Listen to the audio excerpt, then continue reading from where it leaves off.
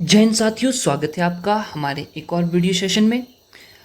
इस सेशन में हम इतिहास को कंटिन्यू कर रहे हैं। Himachal Pradesh TGT commission arts के लिए ये बहुत ही महत्वपूर्ण लेक्चर सीरीज़ रहेगी, जिसमें कि हम हिस्ट्री के सारे टॉपिक डिस्कस कर रहे हैं और डिटेल में डिस्कस कर रहे हैं। एक भी चीज़ इससे बाहर नहीं जा पाएगी। ये वीडियो नंबर 7 है। अगर पुरानी वीडियोस आपने नहीं देखी हैं तो ज़रूर देखिएगा। Himachal Pradesh TGT commission arts के लिए बहुत ही महत्वपूर्ण रहने वाली है। अगर मैं बात करूं हिमाचल प्रदेश टेट की, उसके लिए तो 100% इसमें तो कोई चांस ही नहीं है। और टीजीटी कमीशन की बात करें, वहाँ पे भी इससे बाहर बातें नहीं होंगी। आपको इसी तरह के क्वेश्चंस, इसी तरह के कंसेप्ट आपके एग्ज़ाम में देखने को मिलेंगे। तो प्राचीन इतिहास की वीडियो नंबर 7, इसमें हम बात करेंगे वैदिक और उत्तर वैदिक काल की। इससे पहले हमने वीडियोस में पाषाण युग, ताम्र पाषाण युग, हड़प्पा काल, ये सारी चीज़ें डिस्कस कर ली हैं। चलिए वीडियो को शुरू करते हैं। हालांकि अगर बात की जाए तो ये आर्ट्स के लिए, साथ में ही मेडिकल, नॉन मेडिकल और जीके तो पूछा ही जाएगा। इंडियन जीके में हिस्ट्री पूछी जाएगी, वहाँ पे ये इम्पॉर्टेंट रहेंगे। पटवारी के एग्ज़ाम के लिए रामबाण की तरह ये साबित होगा, जहाँ पे अगर मैं पिछले पैटर्न्स की बात करूँ तो वहाँ पे 25 क्वेश्चंस जीके के पूछे जाते हैं और हिस्ट्री भी उनमें शामिल होती है। तो चलिए शुरू करते हैं। अगर वैदिक काल और उत्तर वैदिक की बात की जाए तो इसको समय के अनुसार बोला गया है कि 1500 से लेके 600 ईसा पूर्व, यानी कि 1500 से लेके 600 बीसी तक इसका समय निर्धारित किया गया है। वैदिक काल को दो तरह से डिवाइड किया हुआ है। एक हमारा ऋग वैदिक काल आ जाता है और दूसरा आ जाता है उत्तर वैदिक काल। अब ऋग वैदिक काल इसको क्यों बोला जाता है? क्योंकि इस काल में ऋग्वेद की रचना की गई थी और जो जानकारी हमें मिलती है, ऋग्वेद में जितनी भी चीज़ें लिखी हुई हैं वो किससे संबंधित हो जाएंगी? ऋग वैदिक काल से संबंधित हो जाएंगी। इसके समय की बात करूं, 1500 से लेके 1000 ईसा पूर्व, यानी कि 1500 टू 1000 बीसी, ये ऋग वैदिक काल का समय है। उसके बाद उत्तर वैदिक काल की बात की जाए तो पोस्ट वैदिक पीरियड इसको इंग्लिश में कहा जाएगा। और समय की बात करें 1000 से 600 ईसा पूर्व, 1000 से लेके 600 बीसी तक उत्तर वैदिक काल का समय रहता है। आगे देखिए, ऋग वैदिक काल के बारे में चर्चा करते हुए देखो, आर्यों के आगमन बोला जाता है कि आर्य आए थे, लेकिन कहाँ से आए थे इसकी जानकारी हमें ऋग्वेद से मिलती है। आर्यों के आगमन की जानकारी ऋग्वेद से मिलती है। एक ये इम्पॉर्टेंट पॉइंट हो जाता है। बोला आर्य आए कहाँ से थे, तो ये क्वेश्चन बहुत बार एग्जाम में पूछा गया है और इसका आंसर क्या हो जाएगा कि आर्य मध्य एशिया से आए थे। मध्य एशिया, ईरान इराक वाला जो क्षेत्र है वो वाला मध्य एशिया का ही भाग है, उसी को मध्य एशिया बोला जाता है। सिकंदर की बात करेंगे, सिकंदर भी किस तरफ से आया था? उसी तरफ से आया था। ठीक है, तो यहाँ पे लिखा हुआ है आर्यों का मूल निवास स्थान अल्प्स पर्वत का पूर्वी क्षेत्र था। तो ये अल्प्स पर्वत आपने देखा होगा कि एशिया और यूरोप के बीच में, या यूरोप के क्षेत्र में अल्प्स पर्वत आता है, उसी के पूर्वी क्षेत्र में आर्य रहते थे। मैक्स मूलर एक वैज्ञानिक का नाम है और इनके अनुसार आर्यों का मूल निवास मध्य एशिया था। तो जो हमारे इतिहास की बात करेंगे, इतिहासकार रहे हैं मैक्स मूलर, उनके अनुसार आर्यों का मूल निवास मध्य एशिया बताया गया है। ऋग्वेद में आर्य शब्द का उल्लेख 36 बार हुआ है, तो ऋग्वेद से हमें आर्यों की जानकारी मिलती है। आगे देखें, इनका मुख्य व्यवसाय पशुचारण और कृषि था। अगर हड़प्पा सभ्यता की बात की जाए तो वहाँ पे वो लोग व्यापार करते थे, उनका व्यवसाय क्या था? व्यापार था। और वो कैसे थे? बोलेंगे सर घुमंत। अब ऋग वैदिक काल के लोग, इनका काम भी क्या था? मुख्य व्यवसाय क्या था? ये अपनी आजीविका किस तरह से चलाते थे? पशुओं को चरा के, पशुओं से जो इम्पोर्टेंट खाने की वस्तुएं मिलती थी उनका प्रयोग करके, साथ में कृषि भी। ठीक है, कृषि। आगे देखो, animal husbandry is primary and agriculture is secondary. इनमें से पशुओं को पालना इनका मुख्य व्यवसाय था, प्राइमरी, और एग्रीकल्चर यानी कि कृषि इनका सेकेंडरी था। ठीक है, आगे बढ़ते हैं। आर्य समाज पुरुष प्रधान था। अब हड़प्पा सभ्यता की बात करी थी तो हड़प्पा सभ्यता में समाज जो वह है वो मातृ प्रधान था, स्त्री प्रधान था। और आर्य समाज की बात की जाए यानी कि ऋग्वेद से हमें पता चलता है कि इस समय जो समाज था वो कैसा था? पुरुष प्रधान था। तो ये भी इंपॉर्टेंट क्वेश्चन बनता है। Male dominated society. साहित्यिक साक्ष्य, साहित्य मतलब लिखे हुए साक्ष्य, लिटरेचर एविडेंस क्या क्या? देखो, ऋग्वेद में कितने मंडल हैं? बोलेंगे 10 मंडल हैं। कितने सूक्त हैं? 1028 सूक्त हैं। और ऋग्वेद में 3 पाठ हैं, 3 टेक्स्ट्स। कौन कौन से? साकल जिसमें कि 1017 मंत्र हैं, बलरिवल्य और इसमें 11 मंत्र हैं, वाष्कल इसमें 56 मंत्र है। ठीक है जी, सॉरी ये बाल खिल्ले है भाई, माफ करना। साकल 1 नंबर, दूसरा नंबर बाल खिल्ले और तीसरा नंबर वाष्कल। ये ऋग्वेद के 3 पाठ हैं। ऋग्वेद में कुल मंडल कितने हैं? 10 मंडल है, एग्जाम में पूछा हुआ प्रश्न है। सूक्त कितने हैं? तो 1028 सूक्त हैं। और मंत्रों की बात की जाए तो लगभग 10,855 मंत्र देखने को मिलते हैं। चलिए, पुरातात्विक साक्ष्यों की बात करते हैं। आर्कियोलॉजिकल एविडेंसेस यानी कि खुदाई से जो हमें एविडेंसेस मिले हैं वो पुरातात्विक साक्ष्य। ठीक है, सबसे पहले बोगाज कोई अभिलेख है जिसको मित्तनी अभिलेख भी बोला जाता है, और ये वैदिक देवता, इसमें इस अभिलेख में क्या लिखा हुआ है? 4 वैदिक देवताओं के बारे में उल्लेख मिलता है। और ये 4 वैदिक देवता कौन कौन हैं? वैदिक बोले तो वैदिक समय में जो देवता थे उनका उल्लेख।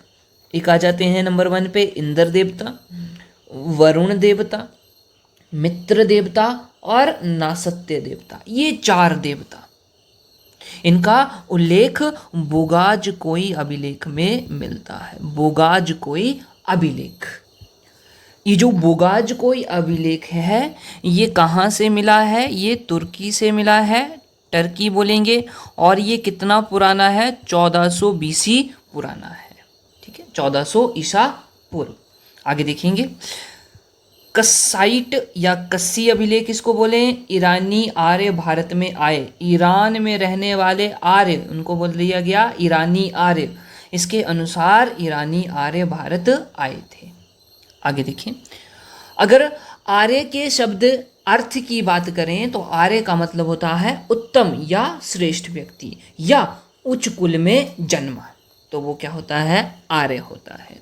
ठीक है, अब आर्य के मूल निवास स्थान के बारे में बहुत से विद्वानों ने बातें करी हैं। जैसे कि बाल गंगाधर तिलक के बारे में बोलेंगे तो ये आर्कटिक प्रदेश यानी कि उत्तरी ध्रुव से आए थे। दयानंद सरस्वती साहब ये बोलते हैं कि ये तिब्बत के निवासी थे। फिर इम्पॉर्टेंट हमारे लिए आ जाता है डॉक्टर अविनाश चंद्र, इनके अनुसार ये सप्त सैंधव क्षेत्र के लोग थे। मेयर कीथ और ओल्डन वर्ग ने इनको पामीर के पठार का निवासी बताया है। विलियम जोन्स बोलते हैं कि ये यूरोप के थे। मैक्स मुल्लर बहुत इंपॉर्टेंट है, बोलते हैं कि ये मध्य एशिया से आए थे, बैक्टीरिया वाले क्षेत्र से आए थे। ठीक है, रोड्स द्वारा भी ये कहा गया है कि ये बैक्टीरिया से आए थे, बैक्टीरिया के निवासी थे। ठीक, तो इसमें मैक्स मुल्लर को आपने बिल्कुल ध्यान रखना है। और दयानंद सरस्वती हो गए, बाल गंगा तिलक जी हो गए, डॉक्टर अविनाश चंद्र हो गए, इन तीनों को भी याद रखिएगा। चलिए, ऋग्वेद में 10 मंडल हैं, हमने बात कर ली। 2 से 7 प्राचीनतम यानी कि पुराने हैं। मंडल नंबर कौन कौन सा? मंडल नंबर 2 से लेके मंडल नंबर 7 तक ये कैसे हैं? ये पुराने हैं, ये पुराने हैं। और बाकी के मंडल नंबर 1 हो गया, 8 हो गया, 9 हो गया, 10 हो गया, ये नवीन हैं, नए हैं। बाद में इन मंडलों की रचना करी गई थी।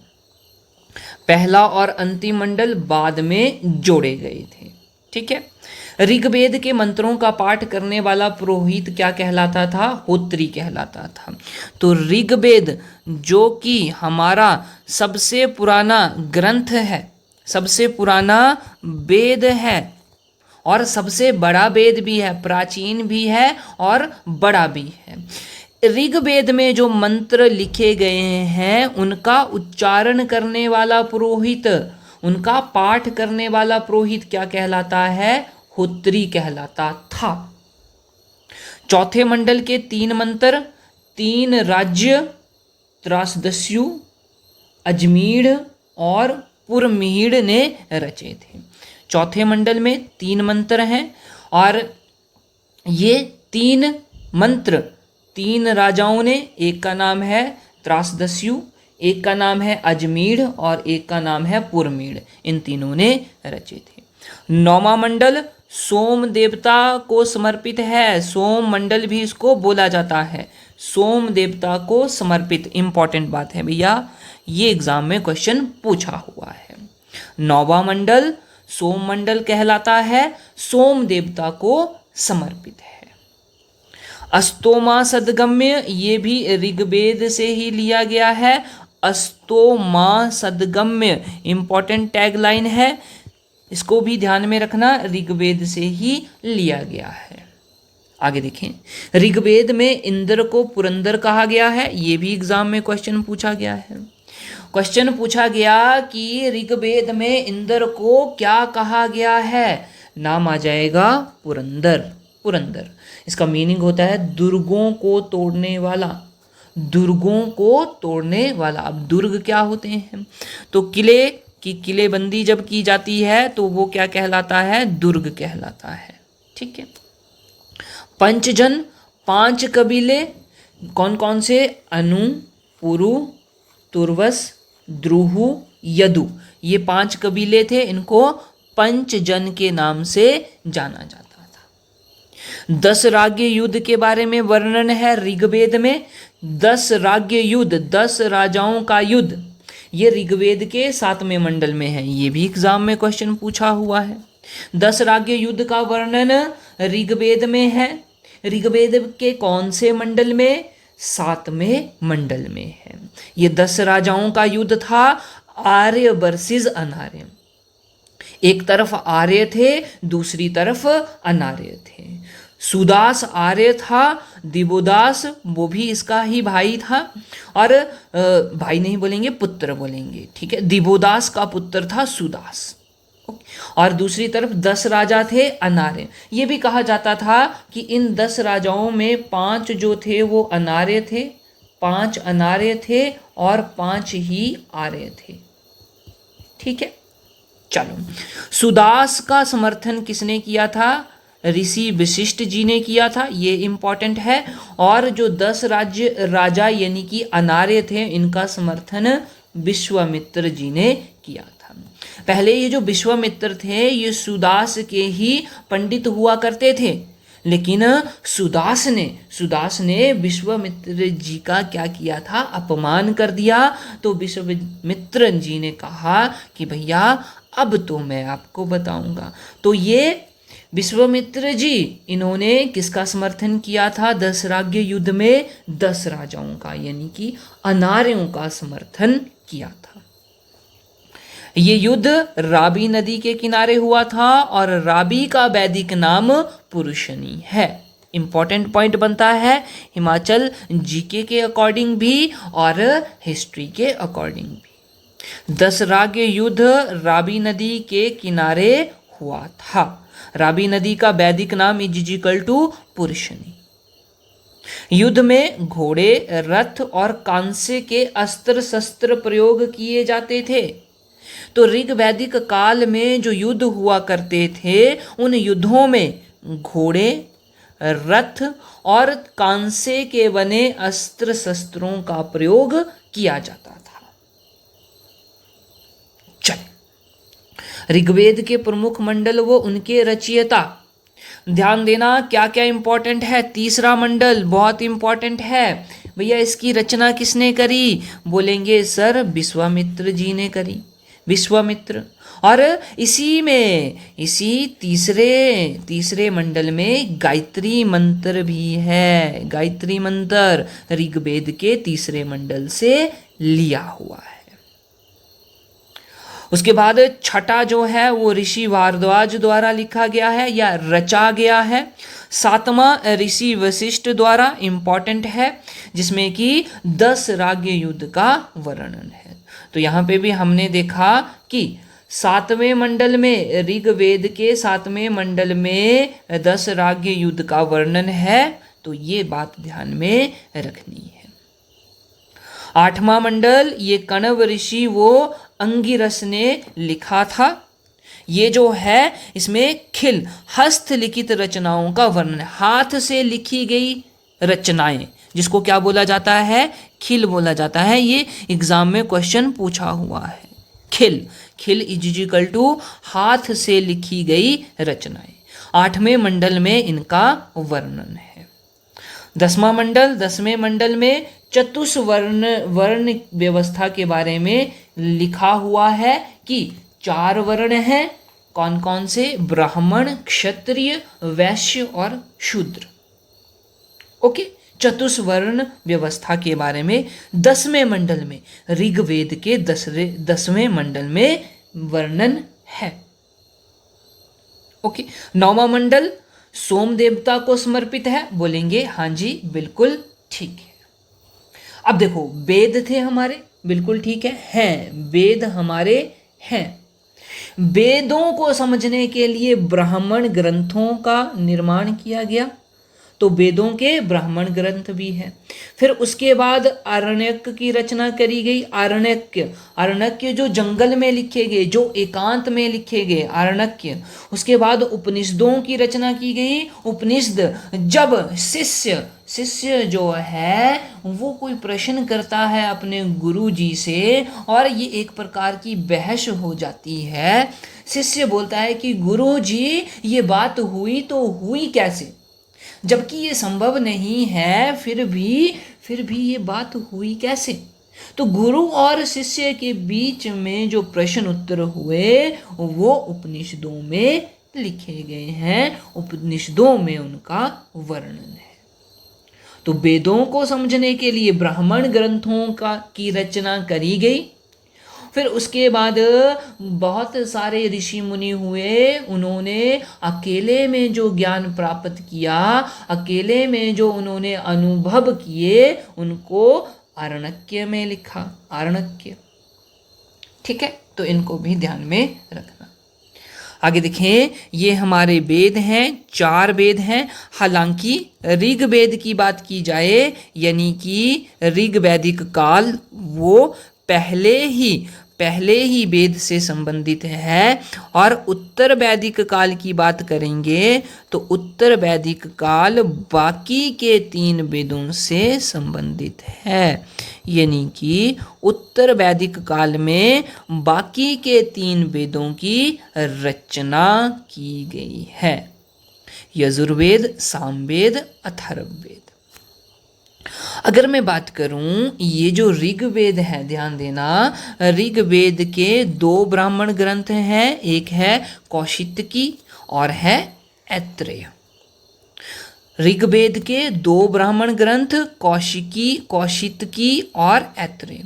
यजुर्वेद की बात करें, इसके भी 2 ब्राह्मण ग्रंथ हैं, एक तैत्तिरीय और एक शतपथ। ये यजुर्वेद के। सामवेद का ब्राह्मण ग्रंथ पंचविश है। पंचविश, इसे तांड्य ब्राह्मण भी कहते हैं। और अथर्ववेद का ब्राह्मण ग्रंथ क्या आ जाएगा? गोपथ आ जाएगा। सूक्तों की बात करें, मंत्रों की बात करें, ऋग्वेद में 1028 मंत्र हैं। मंत्र यजुर्वेद की जानकारी नहीं है। सामवेद में 1875 हैं और 6000 हैं अथर्ववेद में। इंपॉर्टेंट कौन सा है? ऋग्वेद वाला है। कितने मंत्र हैं इनको और क्या बोला गया? सूक्त भी बोला गया, सूक्त। तो ऋग्वेद में 1028 मंत्र हैं। उपनिषद या ब्राह्मण की बात करेंगे तो उपनिषद भी कौशिकी और ऐत्रेय जो कि ब्राह्मण ग्रंथ भी हैं। यजुर्वेद के एक तैत्तिरीय आ गया, एक कठी, श्वेताश्वर, ईश, बृहदारण्यक और मैत्रायण। सामवेद के उपनिषदों की बात करें, केन है और छांदोग्य है। अथर्ववेद के उपनिषदों की बात करें, मांडूक्य उपनिषद, प्रशन, मुंडक उपनिषद, मुंडको उपनिषद भी जिसको बोला जाता है। मांडुक्य उपनिषद अलग है, मुंडको उपनिषद अलग है। इनके बारे में भी हम बात करेंगे। आरण्यकों की बात करें, ऐत्रेय, कौशिकी, तैत्तिरीय, शतपथ, जैमिनीय। सामवेद का आरण्यक जैमिनीय है और छांदोग्य है। अयोध्यता या इसको क्या बोलेंगे हम? पंडित या मंत्रों का उच्चारण करने वाला, या बोलेंगे ऋग्वेद को पढ़ने वाला पंडित क्या कहलाता था? होत्री कहलाता था। Is equal to होत्री। यजुर्वेद का पंडित अथर्वयु कहलाता था। सामवेद का उद्गाता कहलाता था और अथर्ववेद का ब्रह्म कहलाता था या ब्रह्मा कहलाता था। तो ये एग्जाम में क्वेश्चन बनता है यहाँ से, पंडितों से ध्यान में बात रखना। टैट वाले भाई पक्का क्वेश्चन बनेगा। आगे उपवेद की बात करें, ऋग्वेद का उपवेद है आयुर्वेद और इसके प्रवर्तक प्रजापति हैं, मतलब प्रजापति ने इसकी रचना करी। यजुर्वेद का धनुर्वेद है, विश्वामित्र जी ने रचना करी।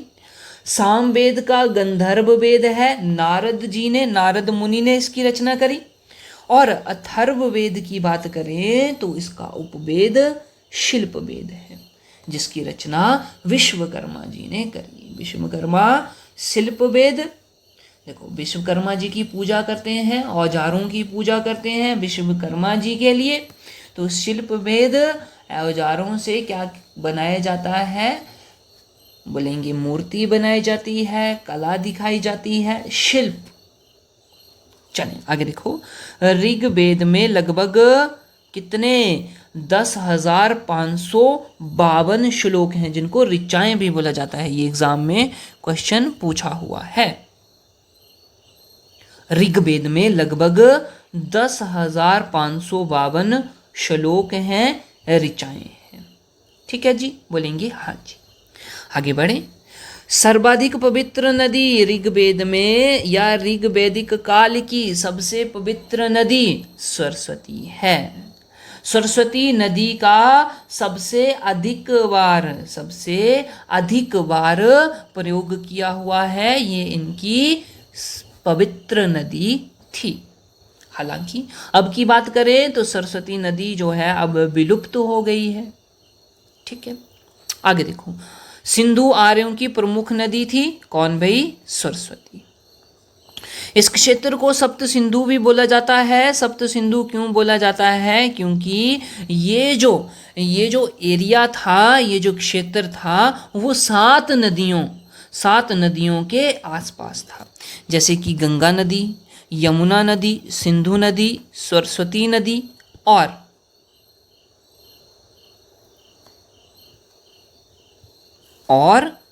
गोदावरी नदी, नर्मदा नदी, वो कावेरी नदी। ठीक है, कौन कौन? गंगा, यमुना, सिंधु, सरस्वती, गोदावरी, नर्मदा, कावेरी। इसलिए इस क्षेत्र को क्या बोला गया? सप्त सिंधु प्रदेश बोला गया। ठीक है जी। अब नदियों के नाम देख लेते हैं, पुराने नाम और नए नाम। झेलम को क्या बोला जाता था? बिस्तिता। ध्यान रखना, बिस्तिता का युद्ध, झेलम का युद्ध हम पढ़ते हैं जब सिकंदर आता है, आगे पढ़ेंगे। सिकंदर का युद्ध, बिस्तिता का युद्ध, हाइडेस्पीच का युद्ध, झेलम का। बिपाशा, व्यास का वैदिक नाम विपाशा। राबी का वैदिक नाम पुरुषणी। घग्गर, घग्गर दो जगह आ जाती है हमारी। सरस्वती का भी पुराना नाम घग्गर, घग्गर का पुराना नाम सरस्वती, और ये घग्गर एक और है जिसका नाम है दृशद्वती। कुर्रम का कुरुम्भ, काबुल, काबुल नदी का कुंभा, गंडक का सदानीरा, ये इंपॉर्टेंट है भैया, एग्जाम में पूछा गया। सदानीरा नदी किसका पुराना नाम है, बोलेंगे गंडक नदी का। चिनाब का असिकनी, सतलज का सतुद्री, गोमती का गोमल, सिंध का सिंधु, सोहन का और स्वात का सुवास्तु। ठीक है, अब यहाँ पे देखो ऋग्वेद में सिंधु नदी का 30 से अधिक बार उल्लेख किया गया है, कहीं कहीं पे 55 भी लिखा है कि ऋग्वेद में सिंधु नदी का प्रयोग या उल्लेख 55 बार हुआ है। जबकि गंगा का उल्लेख 2 बार हुआ है, गंगा का उल्लेख 2 बार, यमुना का उल्लेख 3 बार हुआ है। तो यमुना में लिख देंगे हम 3, ठीक है। और गंगा के बारे में लिखेंगे तो गंगा के बारे में लिखेंगे 2 बार इसका उल्लेख हुआ है। सर्वाधिक महत्वपूर्ण नदी सरस्वती को माना गया है, सरस्वती को, और सरस्वती नदी की भौगोलिक अवस्थिति पश्चिम में सतलज तथा पूर्व में यमुना के मध्य मानी गई। ये सरस्वती नदी सतलज और यमुना के मध्य में बहती थी। सप्त सिंधु की बात हमने कर ली, और 7 नदियों का सामूहिक रूप से नाम क्या रखा गया है, सप्त सिंधु रखा गया है। चलिए आगे देखो, सबसे अधिक शब्द का प्रयोग, पिता शब्द का प्रयोग किया है कितनी बार, 335 बार। नदियों में सर्वाधिक शब्द का प्रयोग सरस्वती नदी का है। अब यहाँ पे देखो ऋग्वैदिक काल में उल्लेखित शब्द, पिता 335 बार, इंद्र 250 बार। देवताओं में सबसे ज़्यादा इंद्र जी का नाम, इंद्र जी का उल्लेख मिलता है, इसलिए इनको बोले कि उस काल में इंद्र देवता को माना जाता था। ठीक है, इंद्र को पुरंदर भी कहा गया है, मतलब दुर्गों को तोड़ने वाला, दुर्गों को नष्ट करने वाला। माता का उल्लेख भैया 234 बार है। गौ, गाय इंपॉर्टेंट है भैया, 176 बार। गाय को अगन्या भी बोला जाता था।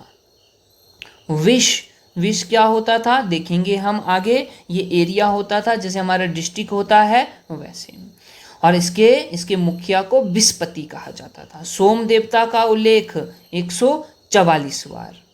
कृषि, वरुण, वर्ण, सेना, ब्राह्मण, ग्राम, बृहस्पति का उल्लेख 11 बार हुआ है। समिति का प्रयोग 9 बार हुआ है। रुद्र का 3 बार, वैश्य का 1 बार, शूद्र का 1 बार, गंगा का 1 बार, राजा का 1 बार, पृथ्वी का भी 1 बार। तो देखो वैश्य, शूद्र, तो ये हमें यहाँ से पता चलता है कि ऋग्वेद में वर्ण व्यवस्था के बारे में भी चर्चा हुई थी, और वैश्य, शूद्र, ब्राह्मण और क्षत्रिय ये 4 वर्ण इनका उल्लेख मिलता है।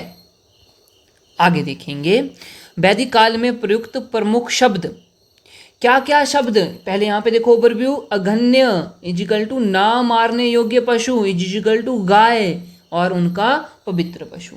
बोला गाय जो है वो उसका वध नहीं करना है, गाय को नहीं मारना है। अघन्य, गाय जो है वो ना मारने योग्य पशु है, तो वो गाय को पवित्र पशु मानते थे। सबसे ज़्यादा कीमत गाय की होती थी। पुत्री को दुहिता बोला जाता है। दुहिता का मतलब हो गया गाय से दूध दुहने वाली, दुहिता, तो पुत्री को दुहिता कहा गया। जुलाहा, जुलाहा को तंतुबाय, तो जुलाहा जो है वो क्या करता है भैया, कपड़ा बनाता है, ठीक है, धागे का यूज करके कपड़ा बनाता है। तंतु इजिकल टू धागा, तंतु से कोई वस्त्र बनाने वाला। बेकनाट, ये सूदखोर कौन होते हैं? महाजन, जो उधार देते थे ब्याज पर। जैसे लोन दिया जाता है या लिया जाता है, जैसे कि मैंने लोन ले दिया तो मुझे इंटरेस्ट भी चुकाना पड़ेगा। तो ये सूदखोर भी ऐसा ही करते थे, उधारी देते थे और उसके ऊपर टैक्स वसूलते थे। बेकनाट इज इक्वल टू सूदखोर। खिल्य पशुओं को चराने वाली भूमि को खिल्य कहा जाता था। एक हमने पहले देखा था खिल इज इक्वल टू हाथ से रचित कोई भी रचना। सीता हल से बनी रेखा, तो जब हल चलाया जाता है तो इस तरह से रेखा बनती है भैया हल चलाने से। तो इसी रेखा को क्या बोला गया? सीता बोला गया। ठीक है। अयस इज इक्वल टू धातु मेटल, तांबा या कांसा। उस समय तांबे या कांसे का प्रयोग होता था, हालांकि लोहे का प्रयोग भी शुरू हुआ था। चलिए अब यहाँ पे देखें इंपॉर्टेंट गाय इज इक्वल टू अघन्य। ठीक है जी। अतिथि को गोहनता बोला जाता था या गोहन बोला जाता था। नाई को बापता बोला जाता था। बढ़ई को तक्षण कहा जाता था। पुत्री को दुहिता, जुलाहा को तंतुबाय, अनाज को धान्य, मरुस्थल को धनब। अब इन दोनों में कंफ्यूज नहीं होना है। धान्य बोला जाता था अनाज को, और मरुस्थल को क्या बोला जाता था? धनब बोला जाता था। उपजाऊ भूमि को उर्वरा बोला जाता था, इंपॉर्टेंट है। खिल्ले की बात हमने कर ली। पशुचारण योग्य भूमि। सीता हल से बनी रेखा या नालियां, और करीश बोला जाता था गोबर की खाद को। इंपॉर्टेंट है ये, एग्जाम में यहां से प्रश्न बन सकता है। आगे बढ़ते हैं। अब सामवेद की बात कर लें। अब मैंने आपको ये भी बता दिया कि जो 3 सामवेद, यजुर्वेद और अथर्ववेद, ये तीनों उत्तर वैदिक काल के हैं। ठीक है जी। तो अब यहाँ पे सामवेद को पढ़ लेते हैं। साम का मतलब होता है गान यानी कि गाना। तो सामवेद से ही भारतीय संगीत का उदय हुआ था या उदय हुआ है। भारतीय संगीत का जनक सामवेद को बोला जाता है। तो जो 7 सुर हैं हमारे भारतीय संगीत के, वो सामवेद से ही लिए गए हैं। सा रे ग म पा ध नी। ठीक है। इसमें मंत्र जो कि सूर्य देव को समर्पित हैं वो लिखे गए हैं। कुल छंद इसमें 1875 है, 1875। इसकी 3 मुख्य शाखाएं हैं। एक है कौमुदीय, एक है राणानीय और एक है जैमिनीय। तो सामवेद में हमने ये भी देखा था कि ब्राह्मण इसका जैमिनीय भी है। आगे, सामवेद के पंडित या पुरोहित को उद्गाता बोला जाता था, या उद्गात भी देखने को मिलता है, उद्गात। उपवेद, इसका उपवेद क्या है? गंधर्व वेद। ठीक है। आगे देखते हैं यजुर्वेद की बात करें। यजु का मतलब होता है यज्ञ। इसमें यज्ञ तथा बलि मंत्र हैं, यज्ञ करने के मंत्र और बलि देने के मंत्र। यजुर्वेद जो है वो गद्य और पद्य में लिखा गया है। गद्य मतलब कि गद्यांश, पद्य मतलब कि पद्यांश।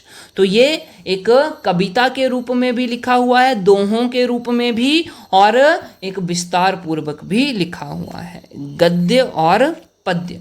तो देखो यजुर्वेद के 2 पक्ष हैं, एक कृष्ण पक्ष है और एक शुक्ल पक्ष है। ठीक है। कृष्ण पक्ष में काठक, कपिस्थल, मैत्रायण और तैत्तिरीय आते हैं। कृष्ण पक्ष में ये 4 आते हैं, और शुक्ल पक्ष में वाजसनेयी संहिता आती है। अगर पुरोहित की बात करूं तो यजुर्वेद के पुरोहित को, यजुर्वेद का पाठ करने वाले पुरोहित को अधर्व्यू कहा जाता था। क्या बोलेंगे? अधर्व्यू। उपवेद की बात की जाए, उपवेद इज इक्वल टू धनुर्वेद। यजुर्वेद का उपवेद क्या है? बोलेंगे सर धनुर्वेद है। इसमें राजसु और वाजपेयी यज्ञ का उल्लेख भी मिलता है। राजसूय यज्ञ राजा के अभिषेक के दौरान किया जाता था और इस यज्ञ में बलि दी जाती थी। और वाजपेयी यज्ञ की बात करें तो ये सुख समृद्धि के लिए किया जाता था। ठीक है। हाथी पालन का उल्लेख भी हमें यजुर्वेद से मिलता है। हाथी पालन का उल्लेख हमें यजुर्वेद से मिलता है। तो इस समय हाथी को पाला जाता था। वेद त्रयी ध्यान में रखना है, एग्जाम में क्वेश्चन पूछा है, इंपॉर्टेंट मार्क कर रहा हूं भैया, इंपॉर्टेंट। वेद त्रयी में 3 वेद आते हैं, ऋग्वेद, सामवेद और यजुर्वेद। ऋग्वेद, सामवेद और यजुर्वेद। अथर्ववेद की बात करें, इसको ब्रह्मदेव भी बोला जाता है, श्रेष्ठ वेद भी बोला जाता है। अथर्वा ऋषि के नाम पर इसका नाम पड़ा हुआ है, अथर्ववेद। उन्होंने ही इसकी रचना की। इसमें 20 अध्याय हैं, 771 सूक्त हैं और 6000 मंत्र हैं। अथर्ववेद में इंपॉर्टेंट बात ध्यान में रखना, अथर्ववेद में वशीकरण, जादू टोना, भूत प्रेत और औषधियों का वर्णन है। औषधियों का वर्णन बहुत इंपॉर्टेंट है। अ से अथर्ववेद, अ से औषधि। तो आयुर्वेद का मूल आधार भी अथर्ववेद को माना जाता है। आयुर्वेद का मूल आधार, तो आयुर्वेदिक दवाइयाँ या आयुर्वेदिक इलाज हम सुनते हैं, हम देखते हैं, तो ये सब कहाँ से? अथर्ववेद से। आयुर्वेद का मूल आधार अथर्ववेद आ जाएगा। इसका उपवेद शिल्पवेद है, जिसको विश्वकर्मा जी ने लिखा था या रचा था। ब्राह्मण ग्रंथ, अथर्ववेद का ब्राह्मण ग्रंथ गोपथ आ जाएगा। इसके उपनिषद कौन कौन से हैं? मुंडको उपनिषद, प्रश्नोपनिषद और एक है मांडूक्यो उपनिषद। मांडूक्यो उपनिषद जो है वो सबसे छोटा है। मुंडको उपनिषद क्यों इंपॉर्टेंट है? क्योंकि मुंडको उपनिषद से हमने एक चीज़ ली हुई है, एक लाइन ली हुई है, और वो लाइन क्या है मुझे ज़रूर बताइएगा। बहुत ही इम्पॉर्टेंट बात है, एग्ज़ाम में बहुत बार पूछी गई है। अथर्ववेद के पुरोहित को क्या बोला जाता है? ब्रह्म बोला जाता है। क्या बोला जाता है? ब्रह्म। आगे देखिए, राजस्थान के खेतड़ी में तांबे की खाने, वहाँ से ये लोग वैदिक काल के लोग तांबा लेते थे और तांबे से औजार बनाते थे। फाल का उल्लेख, फाल होता है भैया, फाल क्या बोलेंगे? जैसे कि हल्का फाल होता है, ठीक है, उस तरह का। उसके बाद बुआई, कटाई और दानवी का ज्ञान भी इनको था। दाबनी का मतलब बीजना, बुआई करना, बोई बीजना हो गया, कटाई करना, और दाबनी दबाना। ऋतुओं की जानकारी इनको थी, बोलेंगे ठीक है सर। गाय को ये सर्वोत्तम धन मानते थे, सबसे महंगी वस्तु इज इक्वल टू गाय। जिसके पास गाय होती थी वो सबसे धनी व्यक्ति होता था। बढ़ई, रथकार, बुनकर, चर्मकार, कुम्हार, शिल्पियों का उल्लेख भी हमें इन ग्रंथों से मिलता है, इन वेदों से मिलता है। लोग जो हैं वो मिट्टी के घर बनाकर गांवों में रहते थे। कहाँ रहते थे? बोलेंगे सर गांवों में रहते थे। अब ये टिक कर रहने वाले लोग बन गए थे। आगे देखो, प्रशासनिक तंत्र कबीले के प्रधान के हाथ में होता था, जिसको कि राजन या राजा कहा जाता था। तो प्रशासनिक तंत्र, एडमिनिस्ट्रेशन सर्विसेज भाई किसके पास है? कबीले के प्रधान के पास। और कबीले का प्रधान राजन कहलाता था या राजा कहलाता था। राजा का पद अनुवंशिक था। अनुवंशिक मतलब राजा का बेटा राजा बनेगा, अनुवंशिक। चलो, कबीले की आम सभा समिति कहलाती थी, तो समिति का उल्लेख भी हमें बहुत बार देखने को मिला है। सभा समिति विदत एवं गण विचार विमर्श करते थे। सभा समिति में विदत या गणों की बात करें, यहाँ पे क्या होता था, विचार विमर्श होता था। सैनिक और धार्मिक कार्य करते थे। धार्मिक लोग और सैनिक ये क्या करते थे, कार्य करते थे। स्त्रियां सभा और विध में भाग लेती थी, और जो स्त्रियां सभा में भाग लेती थी, सभा में आती थी, उनको सभापति बोला जाता था, सभापति। तो ये इंपॉर्टेंट पॉइंट है कि ऋग वैदिक काल में या वैदिक काल में स्त्रियों की दशा कैसी थी, बहुत अच्छी थी भैया। सभा में, मीटिंग्स में इनको भाग लेने दिया जाता था। सबसे महत्वपूर्ण अधिकारी पुरोहित होता था, पुरोहित। और सेनानी कौन होते थे, जो भाला कुल्हाड़ी तलवार चलाते थे, उसको सेनानी बोला जाता था, या सैनिक भी बोल सकते हैं। चरागाह का प्रधान वाज्रपति होता था। चरागाह यानी कि जानवरों का झुंड, चरने वाले जानवरों का झुंड, उनके जिसके पास बहुत सारे जानवर हुआ करते थे, चरागाह, उनके प्रधान को वाज्रपति कहा जाता था। परिवार के प्रधान को, परिवार के मुखिया को कुलप कहा जाता था, कुलप। लड़ाकू दल का प्रधान ग्रामीण कहा जाता था। लड़ाकू ऐसा दल, ऐसा ग्रुप जो लड़ने के लिए बनाया जाता था, उसके प्रधान को ग्रामीण कहा जाता था। चलिए आगे बढ़ते हैं। भाषा की बात करें तो इस समय संस्कृत भाषा चलती थी, संस्कृत भाषा। समाज कैसा था, पितृसत्तात्मक था, मेल डोमिनेटेड सोसाइटी थी। प्रमुख देवता इनके इंद्र थे, मेन डाइटी क्या बोलेंगे, इंद्र। वरुण, मित्र, नासत्य भी देवता थे इस समय में, जिनका उल्लेख हमने पहले पढ़ लिया, लेकिन प्रमुख देवता जो थे वो इंद्र जी थे। ये शाकाहारी मांसाहारी थे, यानी कि फल फूल सब्जी कंदमूल भी खाते थे, और मांसाहारी भी थे, बकरा मुर्गा आदि भी खाते थे, तो बोलेंगे सर्वाहारी, ओमनीवोरस। ठीक है जी। जाति व्यवस्था की बात करें तो 4 तरह से वर्ण व्यवस्था देखने को मिलती है। कर्म के आधार पर, ये ध्यान रखना, कर्म के आधार पर, काम करने के आधार पर। सबसे पहले ब्राह्मण थे, जो शिक्षा लेने और देने वाले लोग थे, यानी कि टीचर्स इनको बोल सकते हैं। ये क्या हैं भैया, टीचर्स हैं। क्षत्रिय रक्षा करने वाले, यानी कि सैनिक, उनको क्षत्रिय बोला गया। वैश्य जो व्यापार करते थे, और शूद्र जो कि कारीगर थे, शिल्पकार थे, किसी न किसी वस्तु का निर्माण करते थे। तो शूद्र वस्तुओं का निर्माण करेंगे, वैश्य उनका व्यापार करेगा, क्षत्रिय रक्षा करेंगे आक्रमणों से, बाहरी आक्रमणों से या आपत्तियों से, और ब्राह्मण जो है वो शिक्षा देने का काम करेगा। ब्राह्मण इज इक्वल्स टू टीचर। ठीक है। अब ये लाइन जो लिखी हुई है, वर्ण का प्रथम बार उल्लेख पुरुष सूक्त में मिलता है।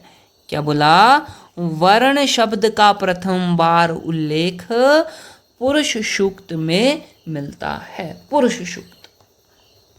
आगे देखो, पर्दा प्रथा, बाल विवाह, छुआछूत का प्रचलन नहीं था। इंपॉर्टेंट बात भैया, इंपॉर्टेंट पॉइंट। क्या बोल रहे हैं ये बोल रहे हैं कि इस समय ना तो पर्दा प्रथा थी, ना तो बाल विवाह होता था, ना ही छुआछूत जैसी आडंबर नहीं थे। लोहे का प्रयोग होता था भैया, ये इंपॉर्टेंट पॉइंट है। हड़प्पा सभ्यता में, हड़प्पा काल की बात करूं अगर मैं, तो वहाँ पे लोहे का प्रयोग नहीं था, लोहे का प्रयोग नहीं था। लेकिन ऋग्वैदिक काल में या वैदिक काल में लोहे का प्रयोग होता था। लोग वीर पुत्रों के लिए देवताओं से प्रार्थना करते थे, वीर पुत्रों के लिए देवताओं से प्रार्थना करते थे। स्त्रियां अपने पतियों के साथ यज्ञ में भाग लेती थीं। तो ये भी हमें बता रहा है कि स्त्रियां जो थी उस समय, इनकी स्थिति जो थी वो बहुत ही अच्छी थी। ठीक है जी।